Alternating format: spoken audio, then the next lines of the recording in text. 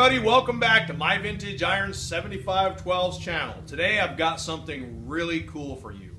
So this is a self-darkening welding helmet. It's light sensitive, and when you strike an arc it darkens itself. I've got one similar to it for some of the fabrication I do. So I know some of you guys are into fabricating out there. And so this is actually going to be our first giveaway for those of you that have signed up for the Patron channel. And if you haven't heard about that yet, I am asking for people to support the channel. I'm asking for $1, $1.50, $5, $10 a month, whatever you can spare, to make this channel better. What I want to do is I want to do some better builds, some more extensive builds. I want to buy better equipment. And so if you like this channel, I'm asking for your support. It's not going to amount to a lot of money, but it will help offset some of the costs because, as you well know, engine building is expensive. And once that gets ramped up, we can probably do some later model stuff, some of the more expensive stuff. But this is going to be our first giveaway. So right now on my Patreon site, and you can see the address right here, I am up to, I have 22 of you that have signed up for that, and it's been up for maybe 4 or 5 days, and I really appreciate those of you that have signed up. I am grateful for that. One of the goals that I have is to get to $2,500 a month. That's the overall goal. Once we get to $2,500 a month, I am going to have a drawing for a Craftsman toolbox. One of you patrons, one of the patrons that signs up, we're going to have I'm going to put all your names in a hat. We're going to have a drawing, and I am going to be giving away a 2-drawer Craftsman toolbox stuffed full of tools. Also, what I'm doing is this is going to be our first giveaway, and this is a brand new welding helmet made by Lincoln, and it's got a couple of extra lenses in it, and it's solar powered, so it's a pretty cool deal. So I'm going to be giving this away for those of you that are really into fabrication and stuff. This is a great helmet. I actually have another one like it that I've been using for several years, and it works really good. And so this is going to be our giveaway, but I'm not going to have that drawing until we get to $500. Every time we hit a $500 mark, as far as how much that you have pledged, we're going to take and we're going to have a drawing. Now the thing is, if everybody pledges $1, that's a lot more people to choose from. If we have people pledging $5 and $10, that increases your chances of winning this because we're going to get to $500 much quicker. So it's not a lot of money. It's a monthly pledge that you're making, and it's just a few bucks here and there. So if you like this channel and you're into that, I would really appreciate it, and it's really going to help us do a lot more. There's also going to be exclusive content on the Patreon site that the YouTube, just the average YouTube viewers are not going to be getting. You're going to get extra content, and you're going to be eligible for some great prizes. So every time, once we hit the $500 mark, the monthly giveaways will start, and they're going to continue every month up until the $2,500 mark. Then when we get to the $2,500 mark, the monthly giveaways will continue with cool stuff like this, like tools and so forth. But I will be giving away that toolbox at the $2,500 mark to all of those who have signed up. So sign up today. This is your opportunity to win a really cool welding helmet for your fabricating needs. And so I hope that this is intriguing you, but we will definitely, if we can make it to $500, we will definitely have a drawing, and one of you is going to win this. Okay, so here's the latest update. I have the gasket set now for the 305. This is our Velcro gasket set that I ordered, and you can see it's got all the gaskets. Now these engines are actually, I left my screwdriver in there, these engines are actually pretty hard to find parts for, but I was able, Velcro does make a set for it. And so we got pretty much, this is a full set, we got everything we need to put this thing together, including our head gaskets. So we've got our head gaskets, we've got everything we need. Pretty much all the measuring is done on this motor, and the cleaning and machining and so forth that I wanted to do is done. I am going to walk you through a couple of, a couple more things. There's some measuring on the block that I've actually already done, but I'm going to walk you through that step by step as we assemble it, just so you guys will have, you know, a really good tutorial of how to do that if you ever go to build one of these things, or if you're just interested in seeing how it's done.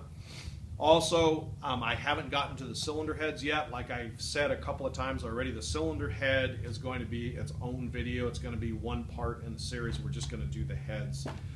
We're going to go ahead and start the assembly of the short block. Once the short block is assembled, then we'll move on and do the heads.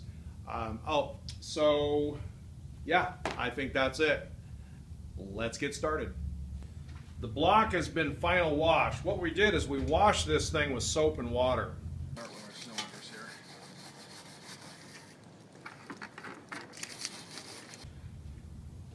I have another video where we're washing the block. I won't bother you putting that on here. It'll be redundant. But we final washed the block with hot water and soap, and we wiped the cylinders out with WD-40 and made sure that everything is nice and clean on this engine.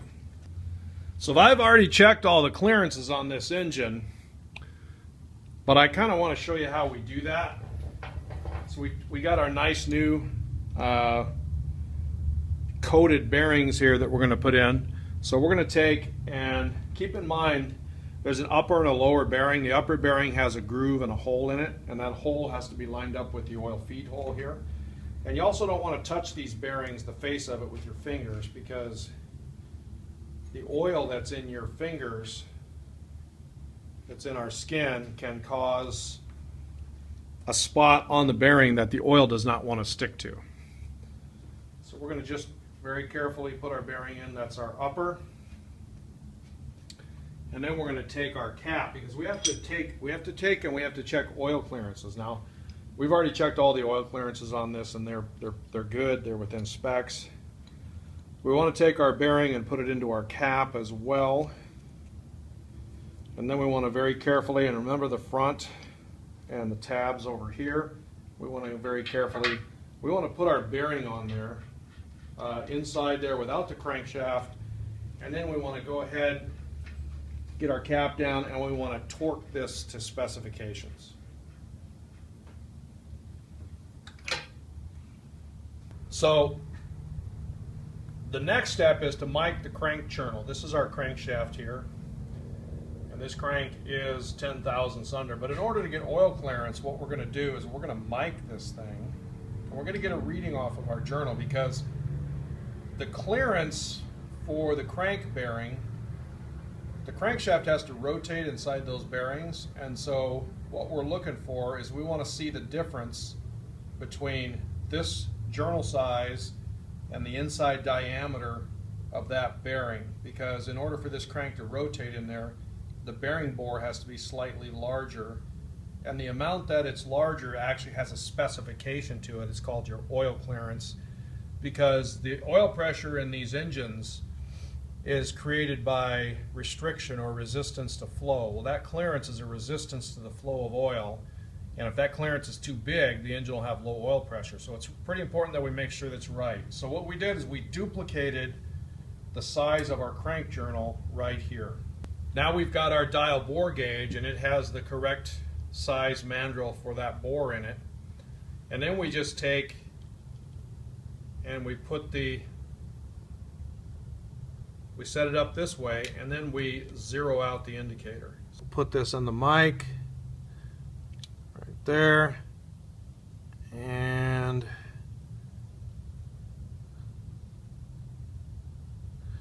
we are right on zero. I've got the mic on the end of this, which duplicates the crank size, and I put this on zero. So the zero represents the size of our crank journal here. And then we go over to the engine. So now that we've duplicated the crank size here with this on zero, then we just take and we put this into our bearing bore, and we will be able to see the difference. And I've got 3.5 thousandths clearance there, which is exactly where it needs to be. 3 to 3.5 is good on this motor. So right there, about 3.5 thousandths clearance. Our 0 is here, so we got about 3.5. And I knew that that's what that was because we've already checked all these. So yeah, once you get that done, once you establish all the oil clearances, then you can get the bearings and the crankshaft in. So now we can carefully install our bearings, and remember the number 3 here is your thrust bearing, and you want to put these in dry. You don't want any lube on the back of these or anything. We'll lube the face of them once we get to that point, but never on the back of the bearing, because that can create a spot, or that can actually hydraulic the bearing and make it too tight once you torque everything together. So we want to put them in clean and dry. These are going to go in just like so. So this engine uses what we call a rope seal. Now, rope seals, for those of you that have ever put these in, these are kind of a pain in the butt. But they do make a different type of seal for this, a rear main seal. Just a lip type seal, but this is what came in our set, so we're going to use it. And as long as you install these good, it takes a little longer, but they work. Now, what you don't want to do is you don't want to install this rope seal just yet. When you have a rope seal, now these rope seals are very restrictive and they actually cause the crank to be hard to turn. So before you put this in, you actually have to go do an extra step. You have to put the crank in and torque it and make sure that it rotates okay without any binding.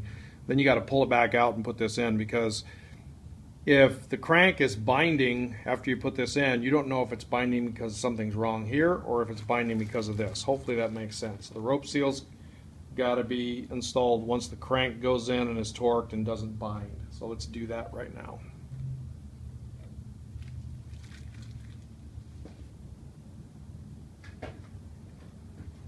Some guys will use big amounts of assembly lube here. I just like engine oil because I want to feel the way that crank turns in its natural environment, which is basically with engine oil. Now you want to be generous. You want to make sure you get these bearings pretty well covered with engine oil before you lay the crank in it. So we got this thing torqued in before we pull without the rear main seal. Before we pull it out and put the rear main seal in, we want to check our crankshaft end play. And the way we do that is we put a dial indicator on the end of the crank here,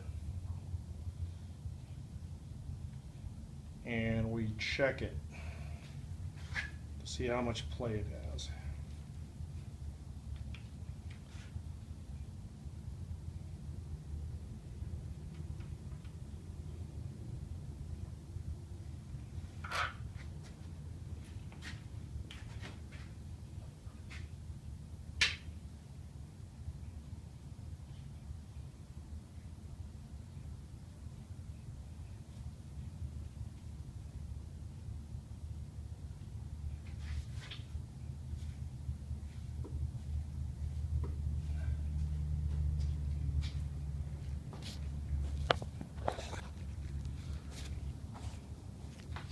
What you're looking for here, the thrust bearing controls the thrust of the crank. So what we're looking for, we're going to pry the crank back and forth, and we're looking for play. And it looks like we've got about 5 thousandths there. So you can see that. That's good, it's within spec. So the crank has clearance, it rotates, and it has end play. So it feels really good. It doesn't feel like it's binding or anything like that. So I think we are in business here. Now the next order of business is to pull the crank and put the rear main seal in. And of course, before we put the crank in, we gotta brush all the oil galleries out really good. We wash it in solvent, and then we final wash it with soap and water. This is definitely part of the cleaning process. You don't just put a crankshaft in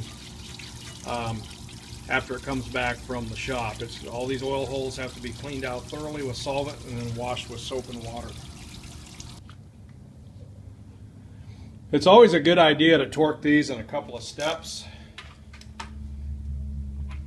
I just go through and snug them up first. I just get them all snug, and then I'll start torquing them. Each time you snug it down, you want to make sure that the crankshaft rotates. So now I've got my torque wrench set for 70 pounds. Even though the torque is 130 on this thing, I'm going to start with 100 psi or 70. Now before we go to full torque on these, it's a good idea to smack the crank in the front and the back. You don't really want to use a steel hammer for that, but we take and this, what this does is it kind of centers up the thrust bearing on this thing.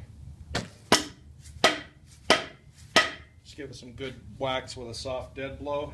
And we'll set our torque wrench to the final torque and see where we end up. I bought this torque wrench a while back when I was doing some diesel head. This thing has really high torque values. 200 psi is what this goes up to. So 135 is our final. So we got this thing torqued in before we pull, without the rear main seal. Before we pull it out and put the rear main seal in, we want to check our crankshaft end play. What you're looking for here, the thrust bearing controls the thrust of the crank.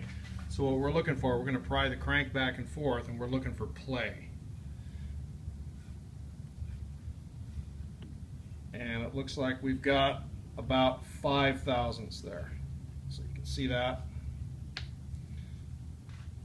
That's good, it's within spec. So the crank has clearance, it rotates, and it has end play. So it feels really good. It doesn't feel like it's binding or anything like that. So I think we are in business here. Now the next order of business is to pull the crank and put the rear main seal in. All right, so now we have our crankshaft in. We got the rear main seal in. You can see we got the rope seal in there. There's the ends of the rope seal. So the rope seal is in, the crankshaft is back in, and now we have to deal with this rear cap. We got our rope seal and our bearing and our rear cap, but the cap on this engine, it has a gasket, or originally it had a gasket that went into this slot here, and there's a slot here, and there was a gasket that slid in there, a lot like a 390 Ford. Well, I ran into a little snag with that. So this cap slides down in here, and that seal that's in this groove seals the cap against the side here. Now normally there's a seal for this in here, and I looked through this Velcro gasket set and I couldn't find any seals. The only thing I found in here was this thing here, and so I spent about 45 minutes trying to figure this out today. I actually had to call Velcro. Now what this says on here, it has a part number, and it says water absorbing insert, and it's sold under that patent number. So it's just this little tiny insert here. So if you open that up, what you end up with is it's just a little insert. Well, if we come over here, I mean, this thing is just, I mean, I thought maybe this was a joke or they misboxed it or something, because that doesn't even begin to fit in there and seal that. So what I did is I called Velcro, and I spent about 45 minutes on the phone talking to the guys, the tech line from the Velcro Gasket company who made this. And the reason I spent so long is because I was on hold half the time. The guy that I was talking to, who's the technical expert, I gave him the part number and I showed him, and he actually pulled up a picture of these and actually pulled a gasket set and was looking at these, and he had no clue what the heck these things are for. So what he had to do, he actually called back to the Velcro factory and got a hold of one of the engineers, and we discovered what these are for. So what they've done is they've eliminated the gaskets here, and they want you to put the cap in, and they want you to fill this area here with silicone sealer. And then you take and you dip these in water, and you stuff it down in there where that silicone sealer is, and the water that's absorbed into this, the oxygen that's in the water helps to cure the silicone. That's what these things are for. So crazy, crazy. But anyway, that's what they told me to do, so that's what we're going to do. Okay, so according to them, this is how you do this.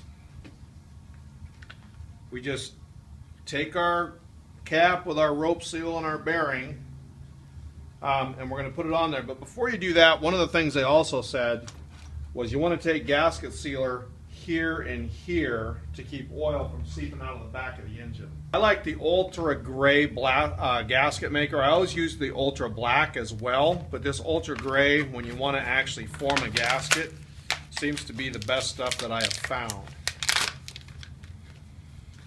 And since we're going down into the slot here, we're going to use this guy.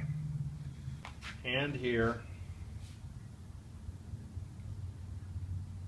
We don't want to have any leaks coming out the back of this thing.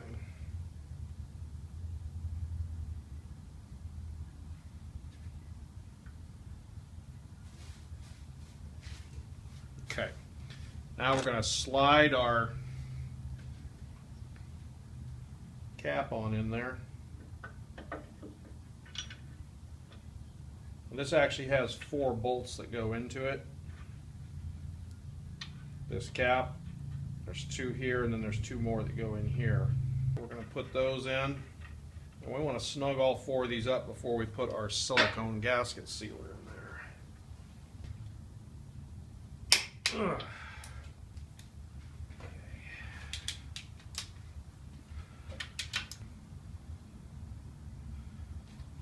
Seems kind of like a weird thing to do, but this is what they said to do, so.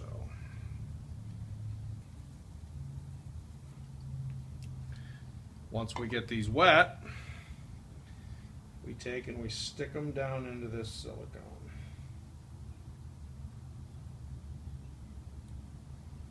Just like that. That is the weirdest deal I have ever seen, but this is what the engineers at Velcro say to do.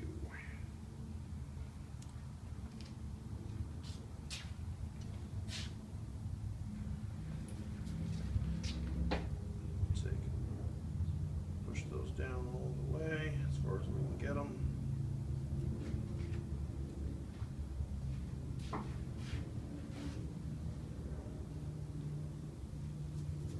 And that, my friends, is how you seal the rear cap on a 305 GMC V6. So this is our new piston. Now what we need to know is, and the way you measure pistons, different manufacturers will tell you exactly where, but basically it's going to be on the skirt here, perpendicular to the wrist pin. So we're going to take and get a measurement on this thing so that we are able to check our clearances. So we're just going to take our micrometer and we're going to very gently mic the diameter of this piston. Now, of course, we've already done this. We did it before the honing process, but I want you to see this. This is the way that we calculate and figure out how much clearance we have. So we mic the piston and then we just lock our mic right there. We lock our mic, and what we've done, like we did with a lot of the other measurements, is we duplicated the size of our piston right here, and I've got the mic lock. So this is my piston size. Okay, so we've set up our bore gauge here with the proper size attachment on it. And then what we're going to do is we're just going to, remember we mic'd our piston with this, and then we're just going to go ahead and zero the indicator out on our bore gauge based on our piston size. We take our indicator now and we put it in our bore, and we have 4.5 thousandths clearance, which is really close to where we want to be with this piston. So 4 to 4.5, somewhere in there is good.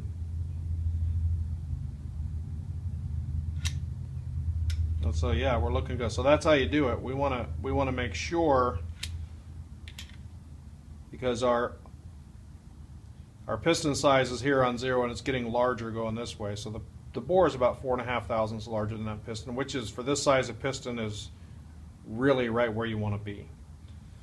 And so we know that when we put that piston in here, we're not going to have any issues with that. Okay, so another thing that you're going to want to check, and this is really critical now. This is one of the most critical things you will check, and that is ring end gap. So we're going to check the ring end gaps on all these. I've got the top ring off of this piston here, and I'm just going to demonstrate with this ring. So what we want to do is we want to put the ring into the cylinder, and we need to check this gap here. We need to make sure that this gap is not too small or too big. The gap has to be big enough that when this thing gets hot and expands, these don't smash into each other and destroy the piston and the ringland and all that. But in order to get the correct reading here on this, what we have to do is we have to square the piston up. So we leave these lower rings on here, we take the top ring out, and we go in till we just touch the bore with that next ring. And what that does is the piston's not going to go in any further than this ring. So what it does is it squares up that ring so I can check it. Alright, so now, as a general rule, what you want is you want about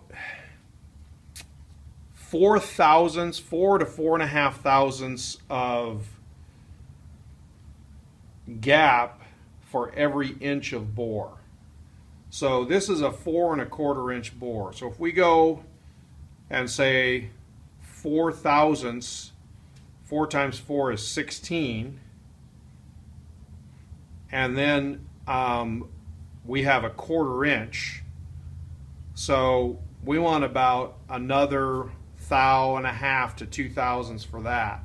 So we like to see around 18 to 20 thousandths gap with a bore that's this size. And on a motor like this, quite frankly, if it's a little bigger than that, it's not a big issue. What we're worried about is this being too tight. So I'm going to start with a 16, which would actually be too tight, and obviously it's going in really easy. So we're going to bump it up, and we're going to say I'm going to say 19 here. Let's see what 19 does. And 19's going in, but I feel a little bit of resistance on it. So let's go to 20. Oh heck, let's go to 21. I like to live on the edge. Let's go to 21. 21's tight. It's going in, but it's going in about halfway and it's getting tight. So I'd say 20 to 21 is right where we're at on this, which is good. I can force it in there. So 21 thousandths end gap is perfect. Now, the thing is, you got to do that on all of these rings and pistons. And keep in mind also, you want to check the gap for the rings. For instance, this ring here should be the ring that's used in this cylinder, and we want to check all of the rings on the piston and make sure we have enough gap. So this looks really good, and like I say, we've already checked all this stuff off camera ahead of time, and all the gaps are within a range that's acceptable. So, but don't skip this, because if these are too tight, you will blow your engine. Alright, so once you get that done, now we can start putting the pistons in. Alright guys, well that's it for this video. I really appreciate you watching. I think I'm going to cut it off right there. I need to have a ring compressor made for these pistons because I don't have the right size. There's a company in town here called Total Seal Piston Rings, and I'm pretty good friends with those guys, and they make me cone style ring compressors for whatever size I want. So it's pretty cool. So I really appreciate you watching. I'm gonna end this particular video here simply because if I go any further, it's going to be too long. I like to keep these around 20 to 30 minutes, somewhere in there. So make sure you subscribe below. Also, if you want to support me, make sure you go to my Patreon site. The address is below. I really appreciate you watching. I appreciate your support. And keep in mind, I'm going to be, when we get to $500 on the Patreon site, of support, we're going to be giving away that really cool welding helmet. When we meet our goal of $2,500, I'm also going to be giving away a toolbox full of Craftsman tools and a new Craftsman toolbox. So we got really cool stuff coming up. And if you sign up to be a supporter and a patron, you are going to be eligible to win prizes every month. We're going to have drawings. I just want to really thank you for your support. A lot of people are jumping on board with this, and we're going to do some cool stuff coming up. So stay tuned. The next part of the 305 build is when we actually start putting the pistons in and buttoning this baby up. I appreciate you. Have a good day. We'll see you soon. Oh, come here. Yeah, there's a good boy. Oh, yeah, they're good boys. Yeah, you want to be YouTube stars? Yeah, they're good boys. They are. They're good boys. Yes, you are. They're good boys. I was doing some a diesel head. This thing has really high torque values. 200 psi is what this goes up to. So 135 is our final. And we just broke a socket.